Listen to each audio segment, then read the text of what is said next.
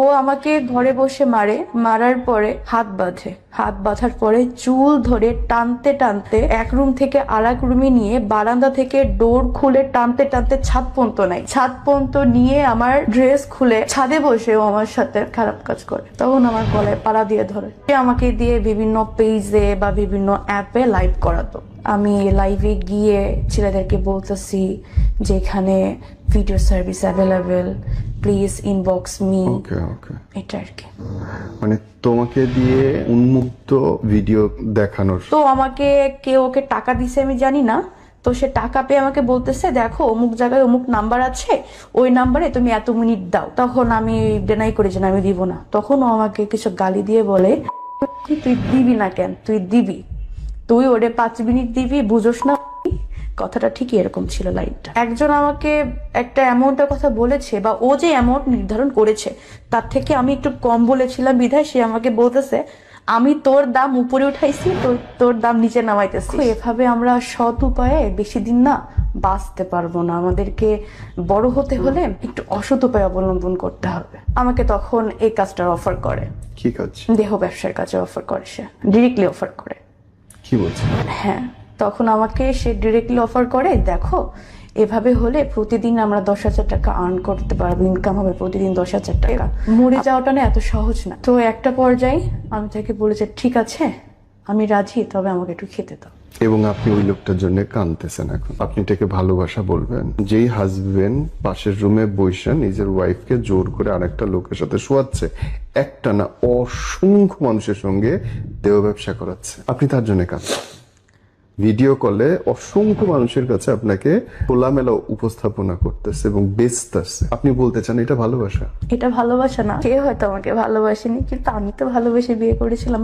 আমার মনে না এতটুকু ছিল যে আল্লাহ জনাকে চেঞ্জ করে দেয়। পুরো জায়গাটায় বিশ্বাস করেন, শুরুর দিনে যখন বলল তারপর থেকে আজ পর্যন্ত আমার মনে হয়েছে আপনার দোষ।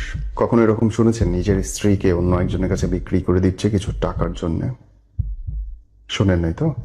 গাটা শিউরে উঠবে আজকের এপিসোডটা শুনলে। যারা বিয়ে করতে যাচ্ছেন সেসব বোনদের জন্য খুব জরুরি, একই সঙ্গে সেসব ভাইদের জন্য জরুরি যারা বিপদে পড়ার সম্ভাবনার মধ্যে আছেন। আমাদের চেষ্টাটা যে কোনো অপরাধকে তুলে ধরার। সাপোর্ট করবেন আমাদেরকে, সাবস্ক্রাইব করে বা লিখে কেমন লাগছে শেয়ার করে মতামতটা জানাবেন। বোন, ডাক নাম কি আপনার? আমার ডাক নাম মারিয়া সুলতানা।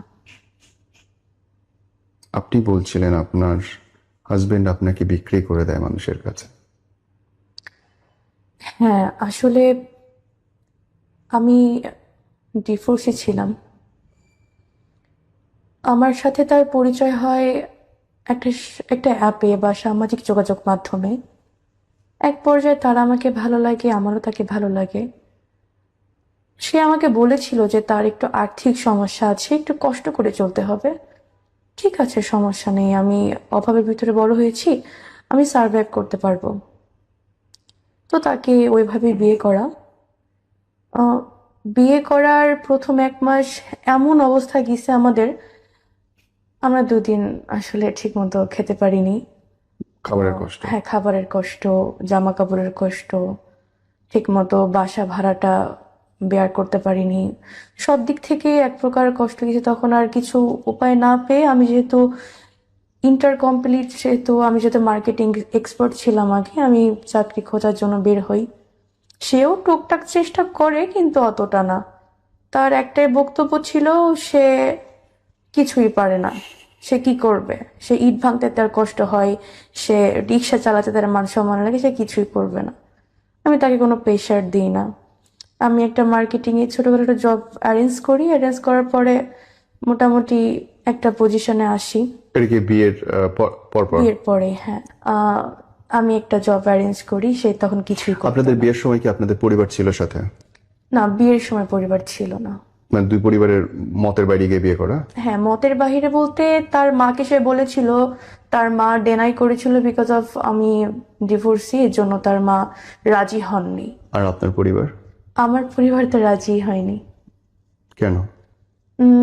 কেন আসলে তারা তারা আমার ভালোর জন্যই চাইতো যে আমি আরেকটু সময় নিই বা আরেকটু ডেভেলপ হয়ে দেন বিয়ে শাদীর বিষয়টাতে যাই, কিন্তু ওই যে ভালো লেগে যাওয়ার ব্যাপারটা।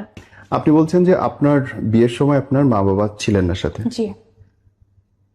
ওরা কি জানতো যে বিয়ে করে ফেলবেন আপনি? আসলে যেহেতু প্রতিটা মানুষই তো তার গার্জিয়ানকে খুবই ভয় পায়, আমিও সে জায়গা থেকে আমার বাবাকে বা আমার মাকে ভয় পাইতাম। একটা টাইম হয়তো বলতে চাইনি, একটু লেট করে বলবো, এভাবেই তাদেরকে বলা হয়নি। তখন বয়স কত আপনার? তখন আমার বয়স 21 অথবা 20। ওকে, বিয়ের পরে আপনি উঠলেন কোথায়? বিয়ের পরে আমরা উঠেছিলাম আবদুল্লাপুরে, উত্তর আবদুল্লাপুরে একটা ফ্ল্যাটে, দুজনে? Single flat. হ্যাঁ। ওকে। টাকা পয়সা ইনকাম?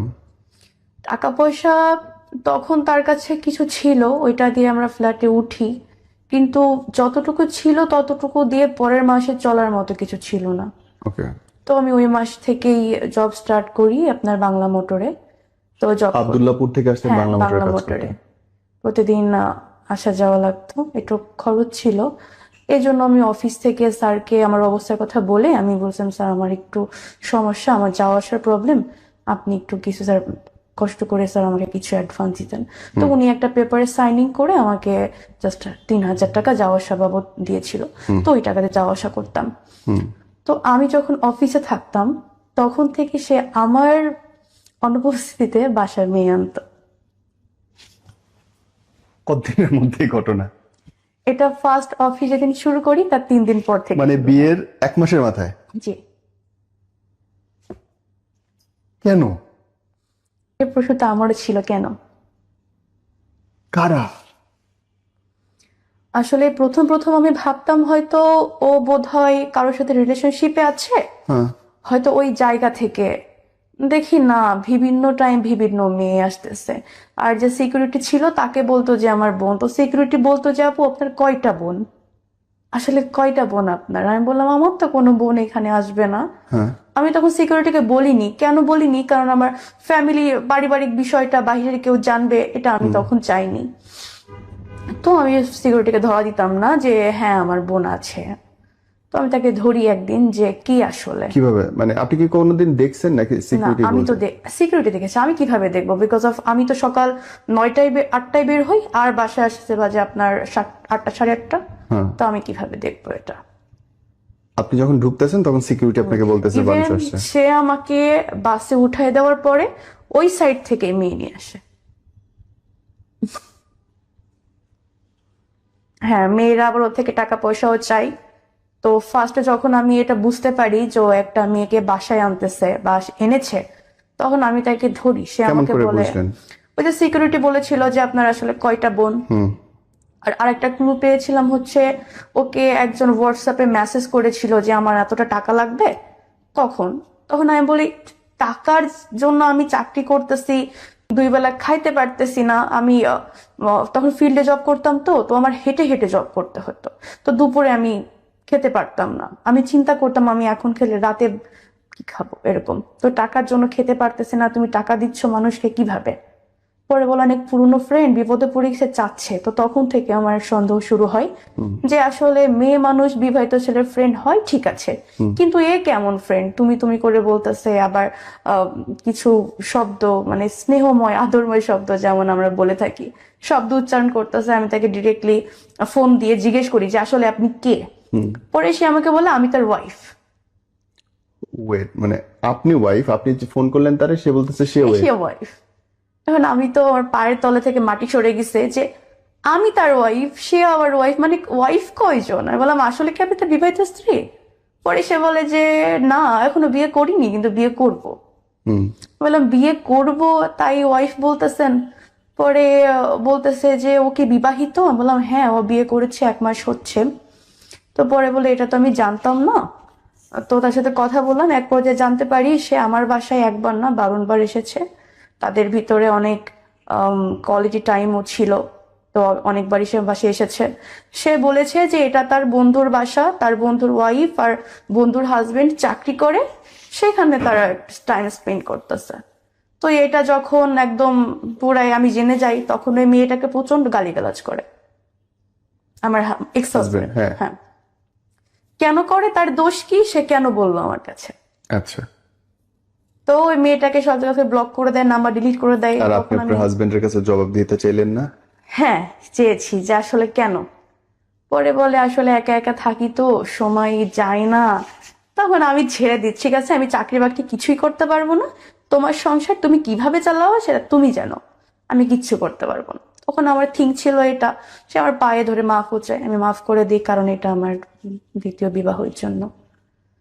সে কিভাবে চালাবে তার পার্সোনাল ম্যাটার। এখন আমি চাকরি ছেড়ে দিই। তখন ছেড়ে দেওয়ার পরে সে মোটামুটি কাজ করে না, বাট কই থেকে টাকা আনে এটা আমি বলতে পারবো না।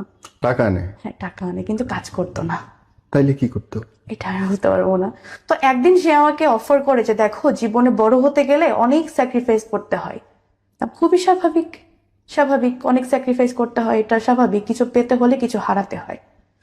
তো বলতেছে দেখো এভাবে আমরা সৎ উপায়ে বেশি দিন না বাঁচতে পারবো না, আমাদেরকে বড় হতে হলে আম, একটু অসৎ উপায় অবলম্বন করতে হবে। আচ্ছা, যেমন? পরে বলে দেখো তোমার ভয়েস খুবই ভালো আছে, তুমি দেখতে শুনতে অনেক সুন্দর, আহ, এই যে ভিগো লাইভ না কি বলে, তো ওইটাই নাকি লাইভ করলে অনেক পয়েন্ট পাওয়া যায়, পয়েন্ট ভাঙায় অনেক টাকা আর্ন করা যায়। তো এভাবে কিছু আমাকে অফার করে। সত্যি বলতে আমি মিথ্যা কিছু বলবো না, আমি ফার্স্টে বলি ঠিক আছে, যদি এই লাইফটা করলে যদি টাকা আসে ঘরে বসে কি সমস্যা, ঠিক আছে আমি করব। যখন দেখলো যে না এটা থেকে আসলে কিছুই হচ্ছে না, তখন আমাকে বাদ দিতে বললো। হুম। আমিও বাদ দিয়ে দিলাম। বাদ দেওয়ার পরে সে আমাকে বললো এভাবে হবে না, আর একটু কষ্ট করতে হবে। কেমন কষ্ট? তাহলে আমাকে তখন এই কাজটার অফার করে, কি কাজ? দেহ ব্যবসার কাজে অফার করে, সে ডিরেক্টলি অফার করে। কি বলছিল? হ্যাঁ, তখন আমাকে সে ডিরেক্টলি অফার করে, দেখো এভাবে হলে প্রতিদিন আমরা 10,000 টাকা আর্ন করতে পারবো, ইনকাম হবে প্রতিদিন 10,000 টাকা, আমরা 2-3 মাসের ভিতরে আমরা সেটেল হয়ে যেতে পারবো, আমার অনেক দেনাদায়িক আছে ওইগুলো শোধ হয়ে যাবে, আমরাও সেটেল হয়ে যাব, আমরা তারপরে বিদেশে চলে যাব। টু বি অনেস্ট, আমি তখন ডিরেক্টলি না করে দিই যে না, তখন আমি চলে যেতে চাই। ব্যাগটা নিয়ে, আমার যে ব্যাগ ছিল সেটা কাপড় চোপড় গোছায় আমি চলে যেতে চাই। আমি চলে যেতে কেন চাইলাম এইটার জন্য ও তখন আমার প্রথম গায়ে হাত দেয়।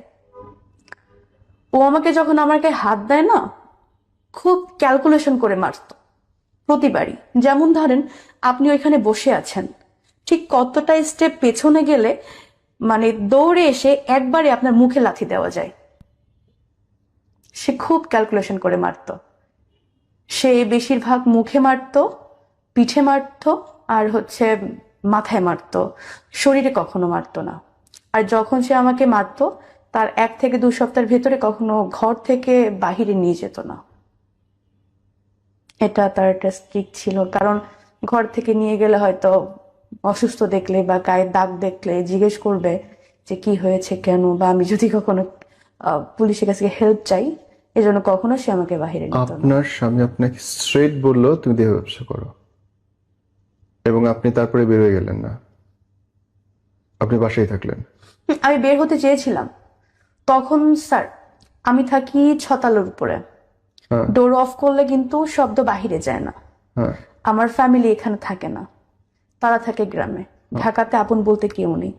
সে যদি আমাকে দরজা বন্ধ করে মেরে ফেলে স্যার, জীবনের ভয় কার নেই বলেন? ওকে, আমার আরো প্রশ্ন আছে, করবো, তার আগে শুনি তারপরে কি হলো।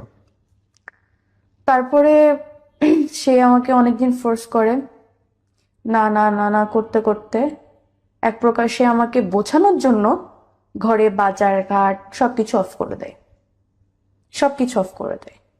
সে ঠিকই যাইতো, সে যখন যাইতো আমাকে বাহির থেকে তালা মেরে যাইতো আর কি, মানে আমি যদি বের হইতে না পারি, অলওয়েজ ডোরে তালা থাকতো। তার বোনের বাসায় যাইতো।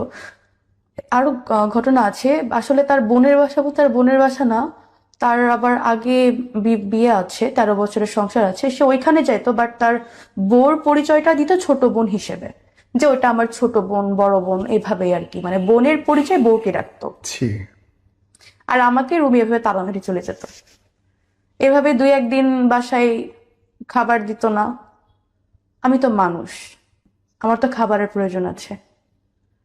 আসলে মরে যাওয়াটা না এত সহজ না। একদম।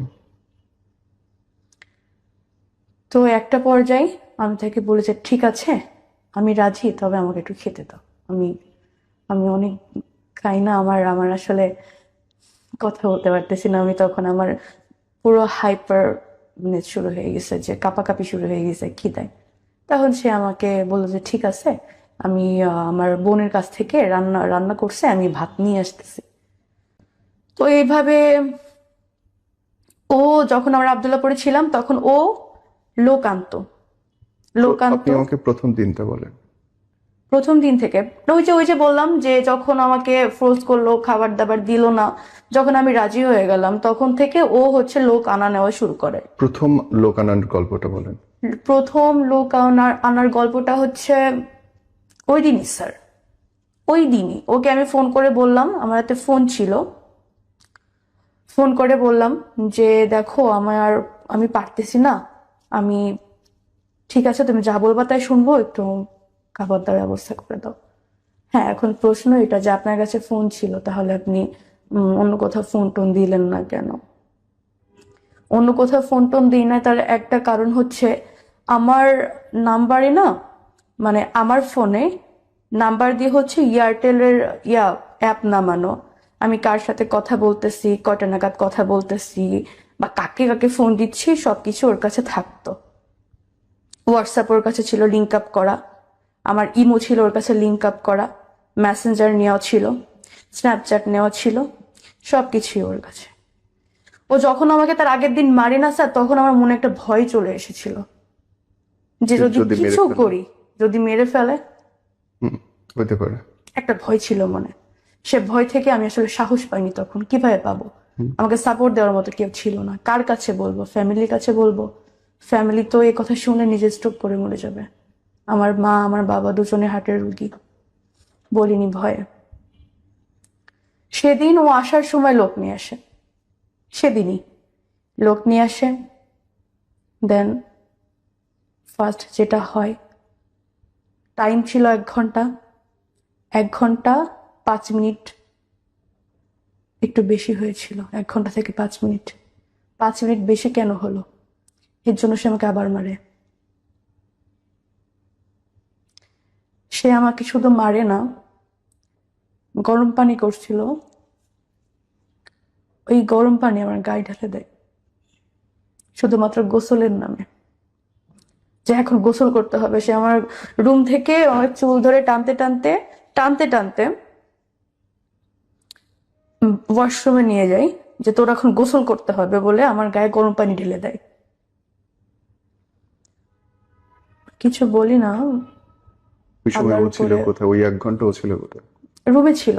ও 1 ঘন্টা, এরকম একটা রুম, এই রুমে লোক আনতো, পাশে ও বসে থাকতো। কারণ বসে না থাকলে সবাই তো বলবে যে লোক ঢোকায় সে চলে যাচ্ছে বাহিরে, তারা কি করে না করে মনে সন্দেহ করবে না। এই জন্য সে কখনো বাইরে যাইতো না, সে রান্নাঘরে একটা স্পেস ছিল, সেখানে সবসময় বসে থাকতো। অথবা এই যে রুমের পাশে বসে থাকতো আর শুনতো আমি কি বলতেছি, আমি রিপোর্ট করতেছি কিনা, বা কারো হেল্প চাচ্ছি কিনা। যদি কখনো শুনতো না আমি একটা শব্দ করছি, তাহলে সে আমাকে সেদিন মারতো। অথবা যদি খুব বেশি কথা বলতেছি, সে নক করতো, নক করে আমাকে ডেকে বলতো কি বলতেছিলি। তো এই ভয়তে আমি কখনো কাউকে কিছু বলতে পারতাম না। একটা মানুষ ঘুরে যদি আরেকবার না আসতো, সেজন্য আমাকে মারতো। আমি কেন তাকে কনভিন্স করতে পারলাম না। এভাবে চলছে জানুয়ারি ফেব্রুয়ারি মার্চ এপ্রিল পর্যন্ত চলছে। এপ্রিলের পরে আমি সুযোগ পাই, পালাই যাই। প্রত্যেকটা দিন মানুষ আসতেছে। এইভাবে টোটালি ও আমার থেকে এ পর্যন্ত 3 লাখ টাকা নিছে এইভাবে। আপনাকে বিক্রি করে। তো আমি একটা সুযোগে পালাই যাই বাসা থেকে। পালাই গিয়ে আমি চলে যাই। যখন পালাই যাই তখন ও আমাকে অনেক ফোন দেয় দিয়ে কান্নাকাটি করে, আমি ভুল করে ফেলেছি, আসলে আমি বুঝতে পারিনি, এই সেই অনেক রকম, মানে ও এতভাবে আপনাকে মানে ম্যানুপুলেট করবে যে আপনি বাধ্য হবেন যে আসলে হয়তো ভুল করে ফেলেছে ছেলেটা, হয়তো সে অনুতপ্ত। ঠিক আছে, আমি একটা পর্যায়ে সে আমার পিছনে 1-2 দিন না, প্রায় 3-4 দিন সে প্রচুর কান্নাকাটি করছে, খাওয়া দাওয়া ছেড়ে দিছে। সে কোরআন শরীফে হাত রেখে বলছে যে দেখো, আমি ভুল করে ফেলেছি, প্রয়োজনে আমি তোমাকে রাজমিস্ত্রি যোগান দিয়ে ভাত খাওয়াবো, তারপর আমি তোমাকে দিয়ে কাজের কোনো দিন করাবো না, আমার অনেকবার ভুল পেয়ে গেছে। যেহেতু সেকেন্ড ম্যারেজ, আমি তাকে সুযোগ দিয়ে আবার হচ্ছে ঠিক আছে। সে ওইখান থেকে বাসা চেঞ্জ করে। বাসা চেঞ্জ করার পরে আমি বলি ঠিক আছে, তোমার কিছু করা লাগবে না, তুমি এটা কাজ করো, খুলনা চলে আসো। আমি এখানে যেহেতু এনআরবি ব্যাংকে মার্কেটিং এ জব করতাম, তো আমি মার্কেটিং বা জব করে তোমাকে খাওয়াবো। বলো ঠিক আছে। সে খুলনা চলে আসে। খুলনা চলে আসার পরে কিছুদিন জব করি। একদিন করে হুট করে বলতেছে যে তোমার জব করার প্রয়োজন নেই, আমি একটা জব দেখছি, তুমি বাসায় থাকো, আমি জব করবো। ঠিক আছে, ভালো কথা। এইভাবে হচ্ছে কিছু মেয়ের সাথে বোধহয় ওর কথাবার্তা ছিল। তো ও হচ্ছে মেয়েদের দিয়ে এখন শুরু করে। তখন আর আমাকে দিয়ে শুরু করে না, মেয়েদের দিয়ে শুরু করে। তো খুলনা থাকাকালীন কয়েকটা মাস আমাদের খুবই ভালো কাটছে। আমি জব করেছি, সে বাসায় ছিল, তাকে কিছু করতে দেইনি। হ্যাঁ, দেই নাই, সত্যি বলতে আমি কিছুই করতে দেই নাই, যে ঠিক আছে তোমার কিছু করার লাগবে না, তুমি থাকো। খুলনা যেহেতু আমার জন্মস্থান, সেহেতু আমি আমি অনেকটা ভালো চিনি, সেহেতু এখানে আমার ক্ষতি করতে পারবে না এতটুকু বিশ্বাস আমার ছিল। আর আমার একটা থিঙ্ক কি ছিল স্যার, যে মানুষ বিপদে পড়েছে, হাজবেন্ড বিপদে পড়েছে, টাকা নাই, আজকে হয়তো সে খারাপ আছে, কালকে ভালো হলেও হতে পারে। আল্লাহকে কখন হেদায়েত দেয় আসলে কেউ বলতে পারে না। আমি চাচ্ছিলাম যে ও এতটুকু বুঝুক যে আমি ওর জন্য কষ্ট করতেছি বা আমি ওকে ভালোবাসি। আমি চাকরি করলাম, আর ওর জন্য চাকরি খুঁজতে লাগলাম, যেহেতু ও কষ্টের কোনো কাজ করতে পারে না। আমি চাচ্ছিলাম যে একটা ভালো কোনো রিসেপশনিস্ট বা টি বয়, এরকম কিছু একটা জব যেখানে ও রুমের ভেতর থেকে করতে পারবে, কারণ আমি যে ফিল্ডে কাজ করি, আমার এক মার্কেট থেকে আরেক মার্কেট বা এক অফিস থেকে আরেক যেতে হয় অফিসে, সেহেতু এত কষ্টের কাজ আমি চাচ্ছিলাম না ওকে দিতে। তো খুলনায় ভালো ছিলাম, তখন ভালো বিহেভ করেছে। তারপরে সে হুট করে বলে যে আমার একটা চাকরি হয়ে গেছে। তখন তো আমি খুশি যে আলহামদুলিল্লাহ, আল্লাহ মুখ তুলে তাকাইছে। তো সে আমাকে কক্সবাজার নিয়ে যায়, বললো কক্সবাজারে একটা 5 স্টার হোটেলের ম্যানেজার হিসেবে আমার চাকরি হয়ে গেছে। তখন একটু সন্দেহ লাগে মনে, যে হোটেলের ম্যানেজার। আমি বললাম থাকতেই পারে, খুবই স্বাভাবিক, যেহেতু এই সেপ্টেম্বর, এপ্রিলে পালাইছি, April, March April May June July August September, না আগস্ট, সরি আগস্টে সেই কথাটা বলার পরে আমি যেহেতু 4 মাসে অনেক ভালো ছিল বা আমরা ভালো ছিলাম, ভেবেছিলাম হয়তো মানুষ চেঞ্জ হয়ে গেছে। তো আমি চলে যাই, চলে যাওয়ার পরে কক্সবাজারে যাওয়ার পরে একই কাহিনী। তবে এবার হয়তো সে লোক আনা নেওয়াটা করতো না, সে আমাকে দিয়ে বিভিন্ন পেজে বা বিভিন্ন অ্যাপে লাইভ করাতো। কিরকম?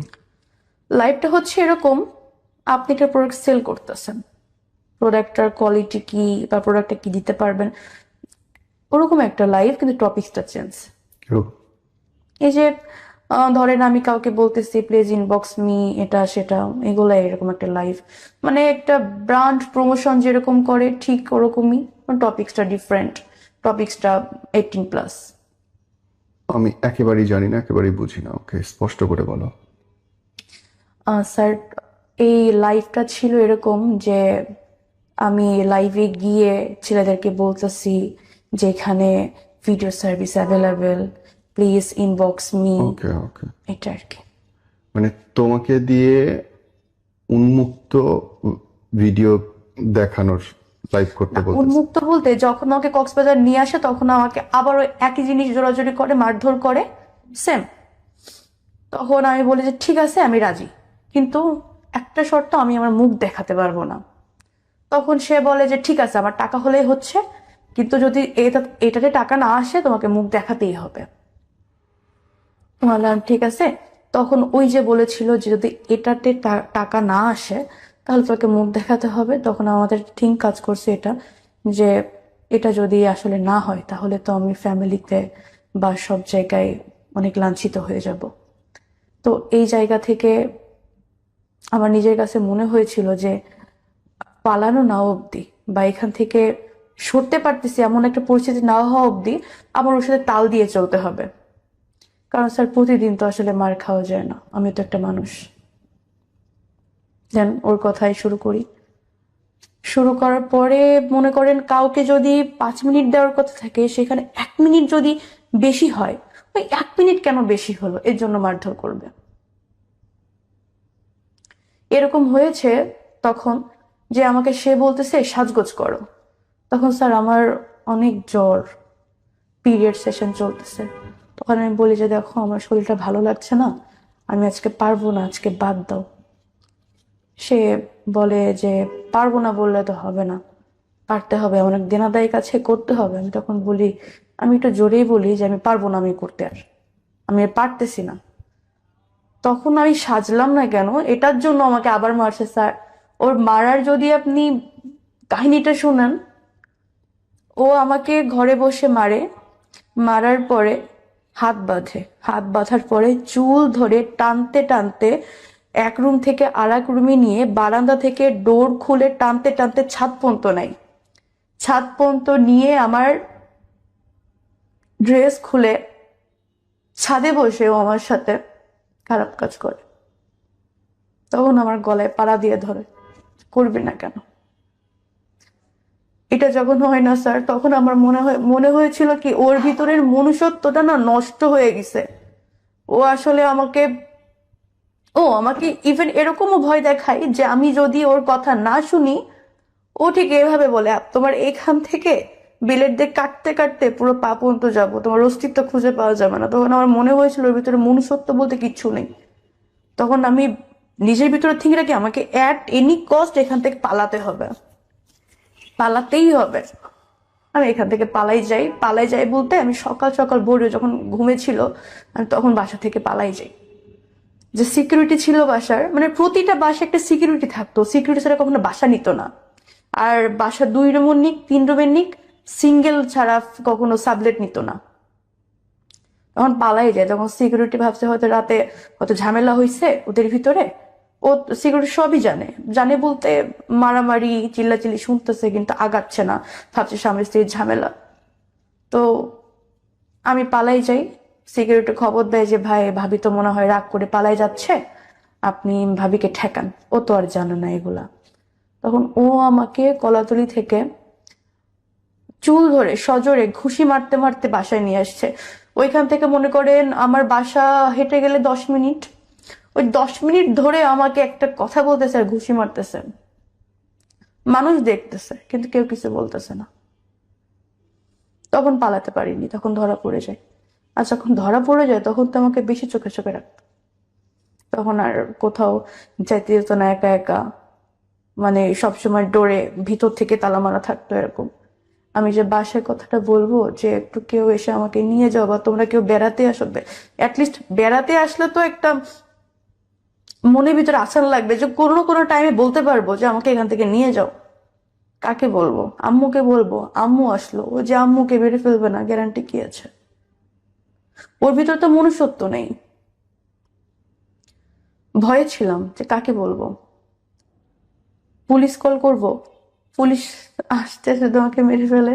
তখন আমি আসলে এতটা ভয়ে ছিলাম আমি বলতে পারিনি। এভাবে তখন আমার তো থিঙ্ক ছিল মাথায় যে এভাবে আসলে হবে না, ওর থেকে পালাতে হলে ওর সাথে থেকে মিশতে হবে, তারপরে পালাতে হবে। সেম আমি ওর সাথে মিশে যাই, ও যা বলে তাই শুনি, যেভাবে বলে সেভাবে শুনি। ইভেন ওকে খুব ভালো ভালো রান্না করে খাওয়াই। আর একটা বিষয় কি স্যার একটু মাঝখানে বলি, এটা এই যে বিয়ের কয়েকটা বছরে না ও আমার সাথে এত কিছু করেছে, আমি তখনো পর্যন্ত ওকে না আমি কখনো হাত দিয়ে নিজের হাতে খেতে দিইনি। আমার না মনে হতো যে আমি যে নিজের হাতে খেতে দিচ্ছি না বা ওকে এত ভালোবাসা দিচ্ছি, ও অন্তত এ ভালোবাসার জন্য চেঞ্জ হয়ে যাক। যে ওকে একটা মেয়ে এত ভালোবাসতেছে, ওকে তো আমি আমার জীবন যৌবন টাকা পয়সা সবকিছু দিচ্ছি, ও চেঞ্জ হয়ে যাক। অন্তত এটার জন্য চেঞ্জ হয়ে যাক যে মেয়েটা আমাকে ভালোবাসে। চেঞ্জ হয়নি। আমি ওইখান থেকে সুযোগ বুঝে আবার পালাই যাই। আবার পালাই যাওয়ার পরে আহ কয়েকটা দিন যাই, যেহেতু ডিভোর্স দেওয়াটা তো সহজ না, ডিভোর্সে একটা সময় লাগে বা টাকার ব্যাপার স্যাপার আছে। আমার হাত ফাঁকা ছিল, তখন কোনো রকমে ঢাকায় আসি। এসে একটা পোস্ট করি যে আমার আর্জেন্ট থাকার জায়গা প্রয়োজন, আমি একটা মেয়ে মানুষ, বিপদে পড়ে এসেছি, যদি কোনো হৃদয়বান ব্যক্তি থাকে না, আমাকে একটু থাকার জায়গায় সাহায্য করবেন, হোস্টেল বা কোনো একটা ম্যাস হলে খুবই ভালো হয়। হয়তো আমি আপনাদেরকে ভাড়া এখন দিতে পারবো না, আমাকে একটু সময় দিতে হবে, স্যালারি পেলে দিয়ে দেবো এমন কিছু। তো একজন নক করে বলে যে আমার এখানকার রুম আছে, বেড আছে, মেয়েরা থাকে, আপনি থাকতে পারেন। আপনি কোথায় জব করেন? আমি বললাম স্যার আমি এখানে জব করি না, কিন্তু খুঁজতেছি। বললো ঠিক আছে, আমার এখানে ভ্যাকেন্সি আছে, আপনি আমার এখানে ঢুকে পড়েন মার্কেটিং এ, আর আপনি আমার এখানে থাকেন। তো এভাবে জয়েনিং করার পরে সে আমাকে বলল যে আপনি 6 মান্থের ভিতরে জব ছাড়তে পারবেন না, আর আপনার রিয়েল সার্টিফিকেট দিতে হবে। তখন আমার বললাম যে স্যার না, তাহলে প্রয়োজন নেই, কারণ 6 মান্থ আসলে আমি ঢাকায় স্টে করব কি করব না এটা তো আমি জানি না। আর রিয়েল সার্টিফিকেট বলতে আমি 6 মান্থের ভিতরে জব ছেড়ে দিলে সে আমার সার্টিফিকেট দিবে না।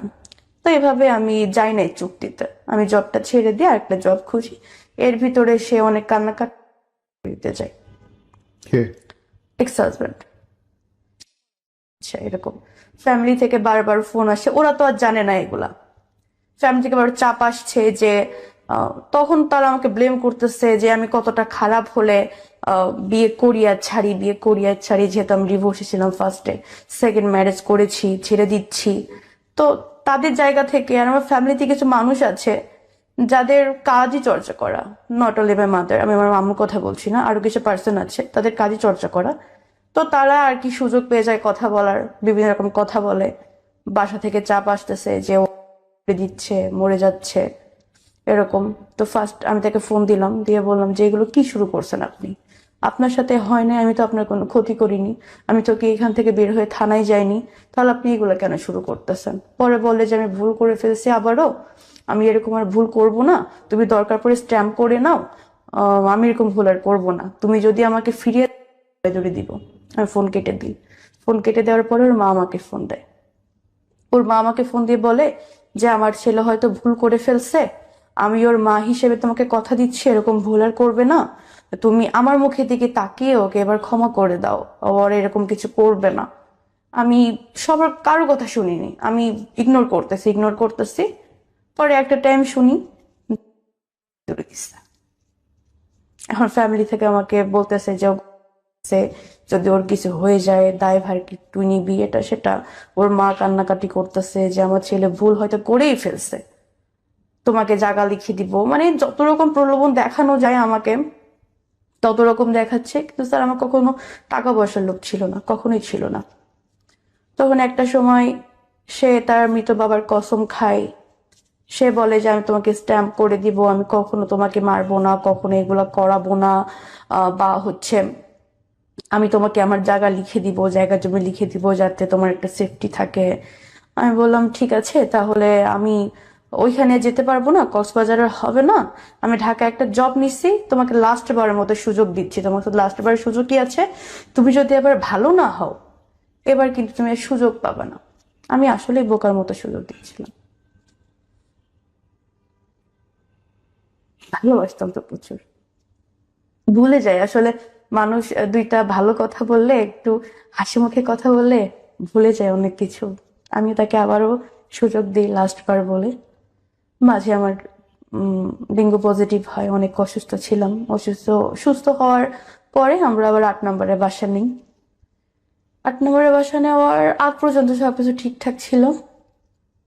8 নম্বরে বাসা নেওয়ার পরে, মানে আমার ডেঙ্গু পজিটিভ মানে সুস্থ হওয়ার 1 মাস পরে থেকে তখন আমাকে আবার প্রেশারাইজ করতেছে যে এভাবে হচ্ছে না, বেশি না, তুমি আর আরেকটা মাস করো, আর একটা মাস করলে আমার সব দিনাদেক শোধ হয়ে যাবে, তোমাকে দিয়ে আর করাবো না, আমরা বাইরে চলে যাব বলতে আমাকে বাইরে পাচার করতে চেয়েছিল। যখন আমি ওর এই যে থিংটা আবার দেখতেছি তখন তো বললাম না, ও তো চেঞ্জ হয় নাই। তখন আমি এবার সিদ্ধান্ত নিই যে এবার আর লেট করবো না, এবার ডিভোর্স দিয়েই দিব। কারণ আমি ওর বউ, এই অধিকারে সব করতেছে। তখন এভাবে ওর কাছে আমি স্বীকার যাইনি যে আমাকে ডিভোর্স দিব, ভালো মন্দ আমি স্বীকার যাইনি। এর মাঝে আমাকে অনেকবার হুমকি দিচ্ছে, ওটা পরে বলি। তো একদিন ও দেখলাম যে আমাকে বলতেছে যে দেখো এ এত মিনিট পাচ্ছে, তুমি একে এত মিনিট দাও, হ্যাঁ। তখন ও আবার আমাকে আবার তালা মারছে, তালা মেরে ওর ওয়াইফের কাছে গেছে, আমি জানতাম না। তো আমাকে কে ওকে টাকা দিছে আমি জানি না। তো সে টাকা পেয়ে আমাকে বলতেছে দেখো অমুক জায়গায় অমুক নাম্বার আছে, ওই নাম্বারে তুমি এত মিনিট দাও। তখন আমি ডেনাই করি যে না, আমি দিব না। তখন ও আমাকে কিছু গালি দিয়ে বলে যে আমি কি উল্লেখ করব, রিপোর্ট খাবে না? আচ্ছা, সে আমাকে বলে যে কি তুই দিবি না কেন, তুই দিবি, তুই ওরে 5 মিনিট দিবি, বুঝোস? কথাটা ঠিকই এরকম ছিল, লাইনটা। তো যখন এই কথাটা আমি হয়তো ভালো করে বলতে পারতাম, বাট টোনটা খুবই অ্যাগ্রেসিভ ছিল ওর। যখন এই কথাটা বলে তখন আমি তখন ডিসিশন নেই যে ওর এখানে আর না।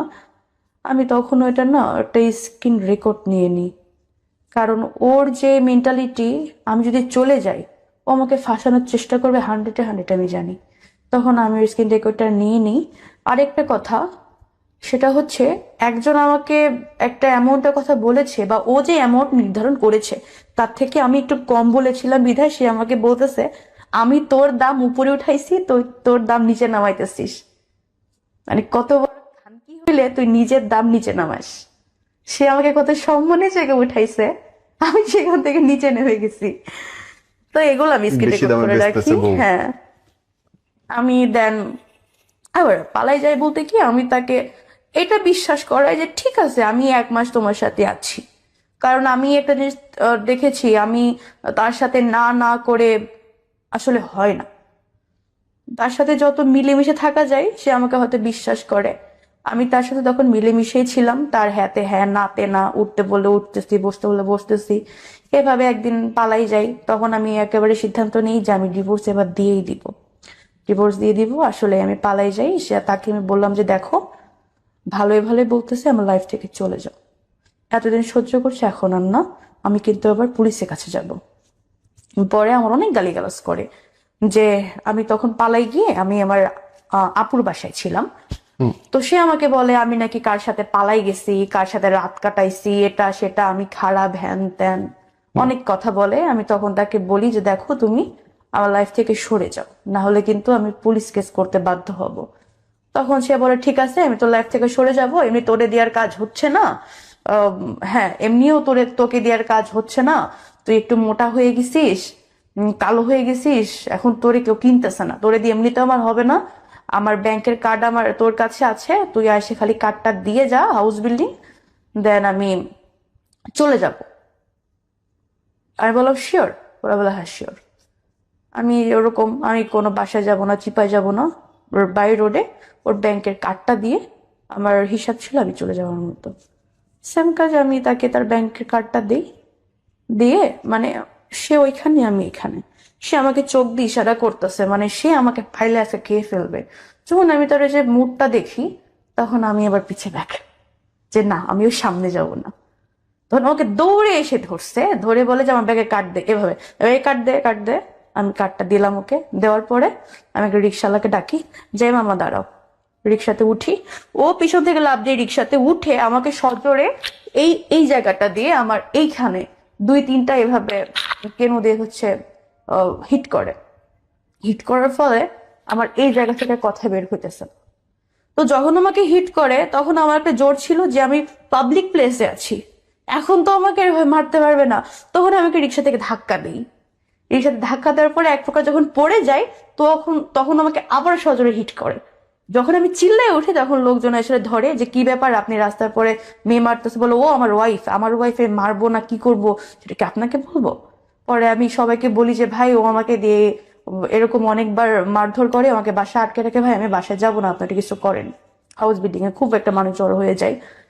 জড়ো হয়ে যাওয়ার পরে তখন ওরা সবাই ধরে যে ভাই আপনি তো মেয়ের এভাবে আটকায় মারতেছেন, মেয়ে তো স্বীকার করতেছে। বলে ভাই না, হাজবেন্ড ওয়াইফের ঝামেলা ভাই, মিটমাট হয়ে যাবে, আমি দেখে নিচ্ছি ভাই। তখনও আমাকে লোকের কাছে বলে যে আমি কি তোমাকে সবসময় মারি, আমি তো তুমি অন্যায় করলে মারি, আচ্ছা ঠিক আছে মারবো না, বাসায় চলো। আমি বলি যে ভাই আপনি তো দেখেন আমি বাসায় যাবো না, ও বাসায় গেলে ভাই এটার জন্য আবার মারে বাসায় যাবো না। পরে সবাই বলতেছে যে ভাই আপু আপনার হাজবেন্ড ওয়াইফের ঝামেলা আপনার বাসায় গিয়ে মিটান, স্বাভাবিক বলবে। তো আমি বললাম স্যার আমি বাসায় যাব না। তো এইভাবে বাসায় যাব না করে ডানে গেলে সে ডানে যাচ্ছে, বায়ে গেলে বায়ে যাচ্ছে, সে আমাকে ছাড়বেই না। বেশ ভালো কথা। এই যে ও আমাকে রাস্তার পরে মারধর করছে এই কথাটা আমার ফ্যামিলি পর্যন্ত যায়। তখন আমার ফ্যামিলি থেকে বাবা মা ফোন দিয়ে তাকে ওয়ার্নিং দেয় যে আমার মেয়ে কিন্তু আগে সংসার ছেড়ে আসছে শুধুমাত্র এই মারধরের জন্য। তাই না, তুমি যদি এভাবে মারধর করো তাহলে বিষয়টা কেমন হয়ে যায় না। আহ, তুমি নেক্সট টাইম কখনো আমার মেয়ের গায়ে হাত দিও না। তখন ফার্স্ট টাইম ফ্যামিলির কাছে একটা রিপোর্ট যায় সে আমাকে মারছে। তো ফ্যামিলি তো আমাকে বোঝাই যে যেহেতু সেকেন্ড ম্যারেজ তুমি একটু কষ্ট করে থাকার চেষ্টা করো, বিয়ে তো মানুষের বারবার হয় না, মেয়ে মানুষ তুমি একটু কষ্ট করে থাকার চেষ্টা করো। তো আমার মনে তো অন্য কিছু চলতো না, আমি তো জানি আমার সাথে কি হচ্ছে। তখন সে বলল যে ঠিক আছে তোমাকে আমি মারবো না, তোমাকে দিয়ে আমি এগুলোও করাবো না, চলো আমরা বাহিরে চলে যাই। আমি তো জানি ওর মনে কি চলে। আমি বললাম ঠিক আছে যাব। সে তাকে আমি সেদিন, বিশ্বাস করেন ভাইয়া আমার মনের ভিতরে এটাই ছিল যে আমি ওদিনই পালাই যাব। তাকে যত রকম ভালো বিহেভ করা যায় সেদিন আমি তাকে অনেক পদে রান্না করে খাওয়াইছি, সেদিন আমি তাকে নিজে গোসল করাই দিছি, সেদিন আমি তাকে নিজে রেডি করাই দিছি, সেদিন আমি মানে এত যত্ন করছি ভাই। ওই যে কথায় আছে না, মানুষ যখন শেষ বিদায় হয়, শেষ বিদায় হওয়ার আগে মানুষকে যে সাজসজ্জাটা দেয় না, আমার মনে ছিল এটা আমি আজকে সেটাই করতেছি। ইভেন সে যখন চলে যাবে ভাই আমি তাকে, মানে সে ট্যুরে যাবে, সে ট্যুরের জন্য রেডি হচ্ছে, সে ট্যুরে যাবে 2-3 দিনের জন্য। এই জন্য আমি তাকে অনেক রান্না বান্না করে দিচ্ছি, তাকে এটাও অফার করছি যে অনেক দূর তো যাবা, সাথে করে গেছে নিয়ে যাও, খাবা কি বাইরের খাবার খাওয়া ভালো না। তা আমি তাকে সেদিন জড়ায় ধরে ভাই অনেক কান্না করছি। কেন কান্না করছি ভাই, ও তো আমার সাথে খারাপ করেছে কিন্তু আমি তো এরকম ভালোবাসিনি ভাই। আমি ওকে তো ভালোবেসে বিয়ে করেছিলাম, এই একটা বছরে কখনো ওকে নিজের হাতে খাইতে পর্যন্ত দিই নাই। নিজের জানে ভাই আমি একটা ডিম একটা দুধ কখনো দেই না, প্রতিদিন ½ কেজি করে দুধ রাখতো ভাই, একবার দুপুরে একবার রাতে, ডিম একটা দুপুরে একবার রাতে। নিজে কখনো নিজের পরনে একটা দিইনি।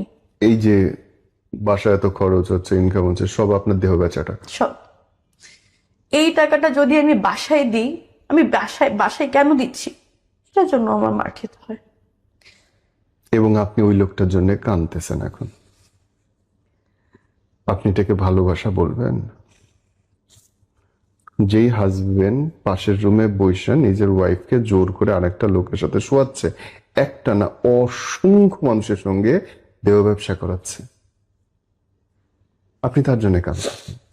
ভিডিও কলে অসংখ্য মানুষের কাছে আপনাকে খোলামেলা উপস্থাপনা করতেছে এবং বেচতেছে, আপনি বলতে চান এটা ভালোবাসা? এটা ভালোবাসা না। সে হয়তো আমাকে ভালোবাসেনি কিন্তু আমি তো ভালোবেসে বিয়ে করেছিলাম। আমার মনে না এতটুকু ছিল যে আল্লাহ যেন চেঞ্জ করে দেয়। পুরো জায়গাটায় বিশ্বাস করেন, শুরুর দিনে যখন বলল তারপর থেকে আজ পর্যন্ত আমার মনে হয়েছে আপনার দোষ। অবশ্যই আমার তো। আপনার যে শরীর, আপনি যদি চাইতেন তাকে আঘাত করে বেরোয় আসা, 999-এ কল করে বেরোয় আসা, দুনিয়াতে মানুষ বাঁচতেছে না একা একা কেন? প্রতিটা মোমেন্টে আপনার সুযোগ ছিল ওই লোকটাকে আঘাত করে বেড়ায় আসা, আত্মসম্মান নিয়ে বাঁচার জন্য। ভয় ছিল। 1000টা মানুষের সঙ্গে আপনি কাপড় খুলে দাঁড়াইছেন, সেটার চেয়ে এইটা ভয় বেশি হইলো যে আমার সমাজের লোক কি বলবে?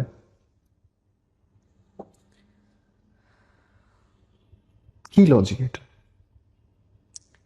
জীবনের একটা ভয় ছিল, হয়তো মেরে ফেলবে, ভয় কিছু করতে পারি। এইটা বাঁচা? এটা বাঁচা না, এটা তো মরে যাওয়া, জীবিত লাশ। আপনার ভিডিও মানুষের কাছে ঘুরতেছে, আপনার ছবি মানুষের কাছে ঘুরতেছে, আপনি বলবেন এটা বাঁচা? ইচ্ছা করে।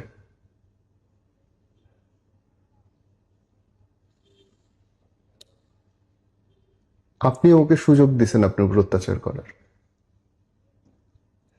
আসলে আমি সুযোগটা দিয়েছিলাম। এবং আপনি আরো 10 জনের ক্ষতি করছেন, ও আরো 10 জনের ক্ষেত্রে একই কাজ করবে।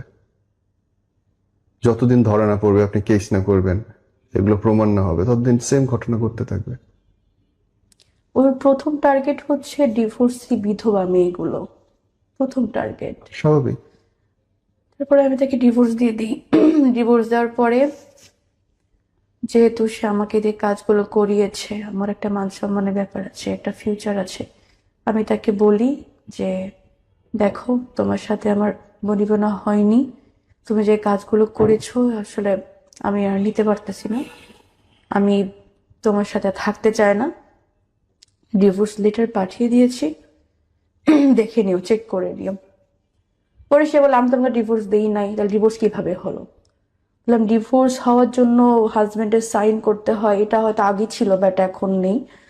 এর আমি আমি ডিভোর্স দেওয়া মানে ডিভোর্স কার্যকর হয়ে গেছে, শুধু সময়ের অপেক্ষা। তো সেই এই টাইমটাতে সে আমাকে আবার সেম এরকম এরকম বলে, বাট এবার আমি আর না মানে না, তাকে সব জায়গা থেকে ব্লক করে দিই এবং তাকে বলি যে দেখো, আমি তোমার নামে কোনো মামলায় যাব না, দয়া করে তুমি আমার সম্মান নষ্ট করো না, আমি তোমার সম্মান নষ্ট করব না, কারণ আমি আমি চাই না কোনো ঝামেলা হোক।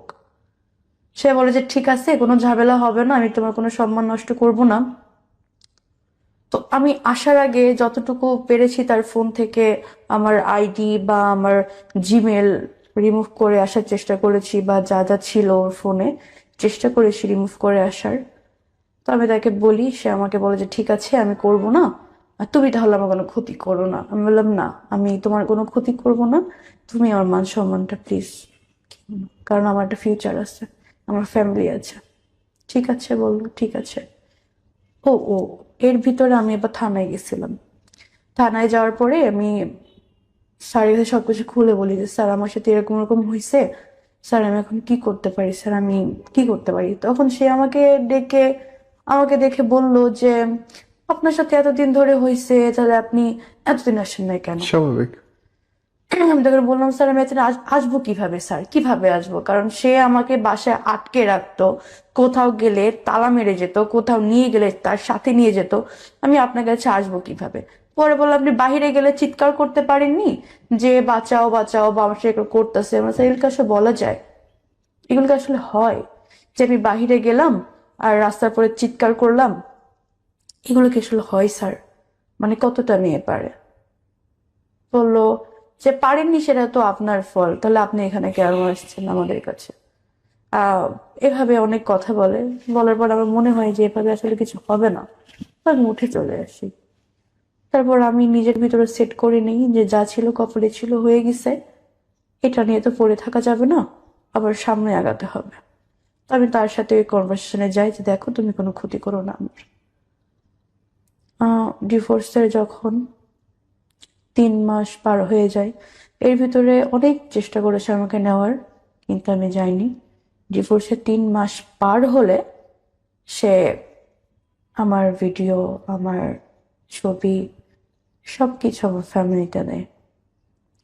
আমার ফ্যামিলি থেকে শুরু করে আমার গ্রাম, অফিস কলিগ, সব জায়গায় আমার ভিডিওটা দিয়ে, আমার ছবি দিয়ে বলতেছে এই মেয়েটা এরকম।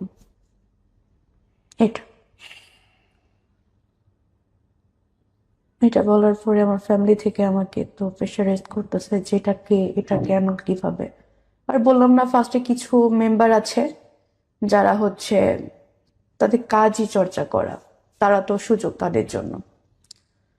এর মাঝে আবার যখন আমার ডিভোর্স হয়ে যায়, তখন আমি তার বড় বোনের নাম সেভ করা আছে একটা নাম্বারে, আমি ফোন দিয়ে বলি দেখেন আপনার ভাইজান ডিভোর্স হয়ে গেছে, আপনার ভাই আমার জন্য বিরক্ত না করে একটু কষ্ট করে তাকে বলে দিয়েন।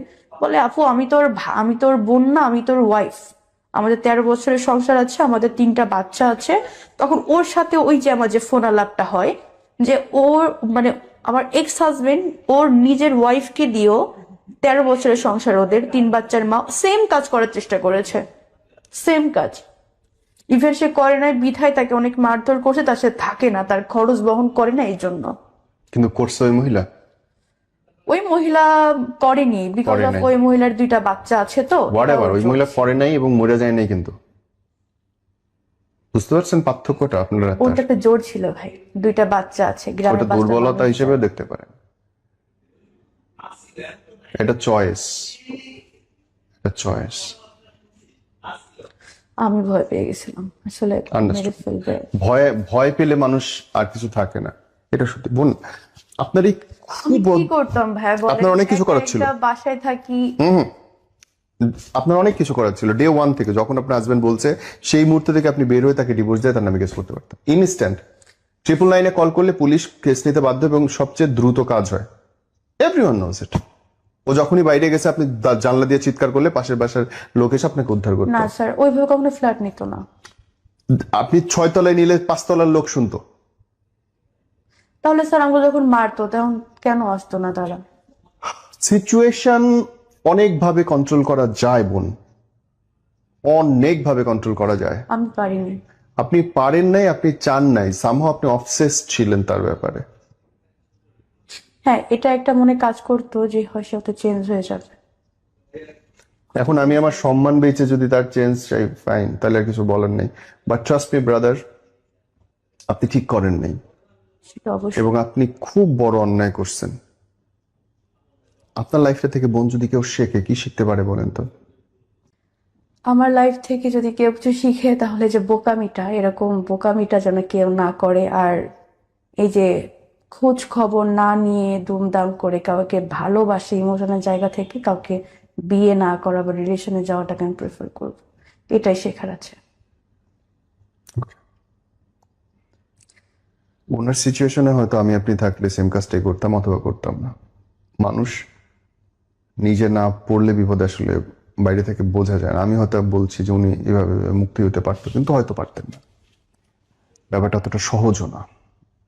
একটা ভয় একটা মানুষের জীবন কিভাবে নোংরা ভাবে নষ্ট করতে পারে, অন্ধ ভালোবাসা কেমন করে একটা মানুষের জীবন ধ্বংস করতে পারে, আপনি দেখলেন, শুনলেন। যদি আপনার বোন বা আপনার কোনো পরিচিত মেয়ে বলে সে সংসারে যে আমি আমার হাজবেন্ডের সঙ্গে থাকতে চাই না, জোর করে পাঠায়েন না, কারণ আপনি জানেন না যে তার হাজবেন্ড তার সঙ্গে কি রকম আচরণ করছে, কি আচরণ করছে।